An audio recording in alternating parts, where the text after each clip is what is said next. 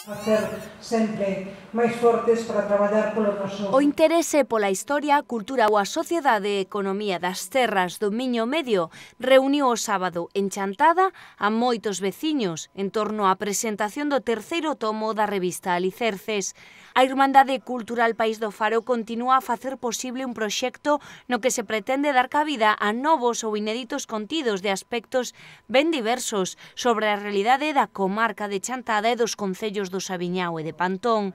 Desta volta, a publicación reúne interesantes artigos que profundan, por exemplo, nos lugares de enterramento a través da documentación monástica e naturalidade pétrea, personaxes relevantes para a nosa historiografía, como Xoana das Seixas, as causas do despoboamento, novos documentos do Mosteiro de San Salvador de Asma, traballos sobre o patrimonio e a memoria e moitos outros. Estudos traballados por expertos en distintos campos, moitos deles dos propios membros do Consello de Redacción de Alicerces, un equipo de veciñas e veciños, membros da Irmandade e coordinadores desta publicación.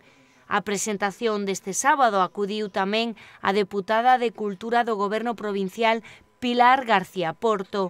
Outros integrantes de Alicerces como Claudio Otero e Xosé Méndez levaron a cabo o acto simbólico de saída do número 3 de Alicerces, xa a venda nas librerías de Chantada.